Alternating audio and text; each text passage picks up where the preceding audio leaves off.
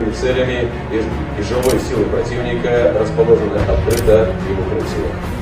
Января 2 февраля диверсионно-разведывательные группы до восточных кварталов и перекрытия основных дорожных направлений. Группы западных провели ряд диверсий ударного производства.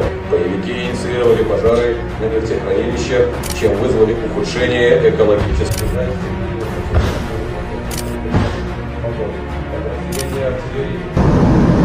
Halo Sobat Force One Channel Militer, kali ini kita akan membahas Rusia dan Belarusia yang memperpanjang latihan militer di tengah ketakutan invasi Barat.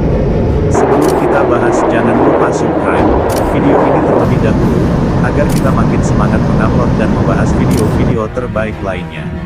Tidak usah panjang lebar, karena terlalu panjang juga sakit dan terlalu lebar juga tidak enak. Langsung saja kita bahas.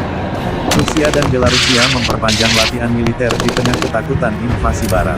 Rusia akan memperpanjang latihan militer di Belarus yang akan berakhir pada hari Minggu, yang berarti bahwa pasukan Rusia tidak akan ditarik seperti yang diumumkan sebelumnya. Menteri Pertahanan Belarusia Viktor Krenin mengatakan pada hari Minggu, di tengah kekhawatiran Barat yang berkembang akan invasi ke Ukraina. Krenin mengatakan pasukan akan tetap berada di Belarus karena meningkatnya ketegangan di wilayah Donbas yang disengketakan Ukraina dan sehubungan dengan peningkatan aktivitas militer di dekat perbatasan luar Rusia dan Belarus.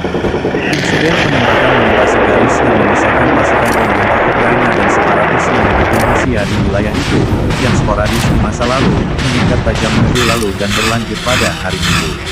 Keputusan untuk memperpanjang latihan di luar hari Minggu mengintensifkan tekanan pada Ukraina.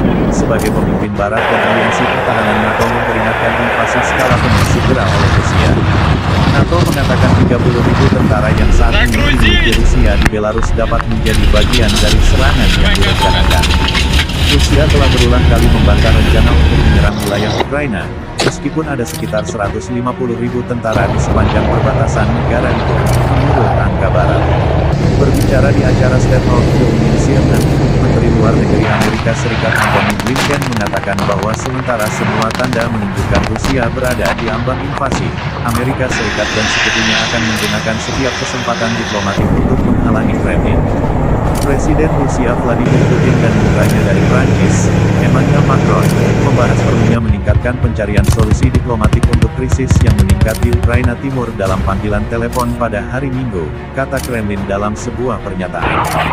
Belarusia tidak mengatakan berapa lama pasukan Rusia di Belarus, yang diperkirakan oleh NATO berjumlah 30.000, akan tetap berada di negara itu, yang berbatasan dengan Ukraina di utara. Menteri Pertahanan Belarus Viktor Krenin mengatakan fokus dari latihan yang diperpanjang adalah untuk memastikan tanggapan yang memadai dan mengurangi eskalasi persiapan militer para simpatisan di dekat perbatasan kita bersama. Kremlin tidak mengomentari latihan Belarusia. Rusia sebelumnya mengatakan pasukan akan kembali ke garnison permanen setelah latihan selesai. NATO mengatakan Rusia dapat menggunakan pasukan sebagai bagian dari kekuatan invasi untuk menyerang Ukraina. Moskow menyangkal niat semacam itu.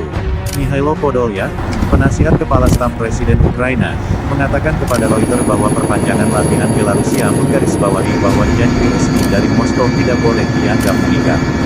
Rusia dan sekutunya mengatakan Barat sedang mengobarkan ketegangan dengan mengirimkan bala bantuan NATO ke Eropa Timur. Juru bicara Kremlin Dmitry Peskov mengatakan peringatan berulang-ulang oleh Barat bahwa Rusia akan menyerang dalam kelompok itu dan dapat memberikan konsekuensi tanpa merugikan Rusia. Negara-negara Barat sedang mempersiapkan sanksi yang mereka katakan akan berdampak luas terhadap perusahaan dan individu Rusia jika terjadi invasi. Perdana Menteri Inggris Boris Johnson mengatakan dalam wawancara dengan BBC yang disiarkan pada hari Minggu bahwa sanksi tersebut dapat mencakup pembatasan akses bisnis Rusia ke dolar dan pound. Namun, dia mengakui ancaman seperti itu mungkin tidak menghalangi Moskow, dengan mengatakan bahwa Putin mungkin berpikir tidak logis. Menteri Luar Negeri Ukraina Dmytro Kuleba mengatakan Barat harus melakukan beberapa sanksi sekarang, daripada menunggu invasi. Blinken mengatakan, bagaimanapun, bahwa sanksi adalah pencegah yang tidak boleh dilepaskan sebelum serangan. Fokus ketegangan dalam beberapa hari terakhir telah dipetak Ukraina Timur yang direbut pemberontak yang didukung Rusia pada tahun 2014, tahun yang sama Rusia mencapok Crimea dari Ukraina. Lebih dari 14.000 orang tewas dalam konflik di timur. Presiden Ukraina Volodymyr Zelensky pada Minggu menyerukan gencatan senjata segera di bagian timur negara itu. Pada hari Minggu, seorang reporter Reuters mendengar ledakan di pusat kota Donetsk di wilayah Donbas Timur yang dikendalikan oleh separatis. Penembakan berat terdengar di tempat lain di wilayah tersebut. Pesan SMS yang dikirim ke penduduk Donetsk mendesak pria untuk melaporkan ke petugas militer. Lebih dari 30.000 orang dari Donetsk dan Luhansk di dekatnya telah melintasi perbatasan Rusia dalam 24 jam terakhir, kata kantor berita TASS, mengutip pihak berwenang di wilayah Rostov, Rusia. Separatis mulai mengevakuasi penduduk pada hari Jumat dengan mengatakan bahwa Ukraina berencana untuk menyerang, yang dibantah oleh Kiev. Sekutu Barat Kiev khawatir Rusia mungkin menggunakan eskalasi sebagai dalih untuk konflik yang lebih luas. Pasukan militer lokal di salah satu daerah separatis, Luhansk, mengatakan pada hari Minggu bahwa 2 warga sipil telah tewas dan 5 bangunan rusak dalam penembakan oleh militer Ukraina. Komite Investigasi Rusia akan menyelidiki kasus tersebut, kata kantor berita RIA mengutipnya. 2 tentara Ukraina dilaporkan tewas dengan 4 lainnya terluka pada hari Sabtu. Komite Palang Merah Internasional mengatakan layanan air telah terganggu untuk lebih dari 1 juta orang di wilayah tersebut, dan meminta semua pihak untuk menyelamatkan infrastruktur sipil.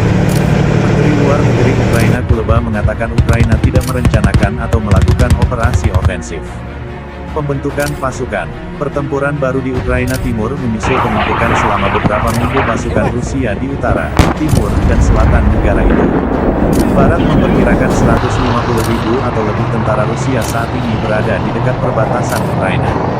Rusia, yang menuntut NATO mencegah Ukraina bergabung dengan aliansi itu, menyerukan peringatan Barat bahwa pihaknya berencana untuk menyerang secara histeris dan berbahaya. Namun, pihaknya telah memperingatkan langkah-langkah teknis militer yang tidak ditentukan jika tuntutannya untuk mundurnya NATO dari Eropa Timur tidak dipenuhi. Presiden AS Joe Biden dijadwalkan bertemu dengan para penasihat utamanya di kemudian hari untuk membahas krisis tersebut. Biden mengatakan pada hari Sabtu bahwa dia yakin Rusia dapat melancarkan serangan kapan saja, meskipun Kremlin menjamin bahwa beberapa pasukan akan kembali ke pangkalan permanen mereka setelah latihan militer. Seorang diplomat Rusia di Perserikatan Bangsa-Bangsa mengatakan tidak seorang pun boleh memberitahu Rusia di mana atau kapan harus melakukan latihan. Di sini pembahasan kita, langsung aja tonton aksinya. Video berikutnya kita akan bahas konten dunia lain dengan rangkalan selanjutnya. Jangan lupa komen di kolom komentar bagian mana yang ingin dibahas, like dan subscribe dengan tekan tombol bel. Mohon maaf apabila ada kesalahan dalam membicarakan. Terima kasih. Sampai jumpa pada video berikutnya. Terima kasih telah menonton.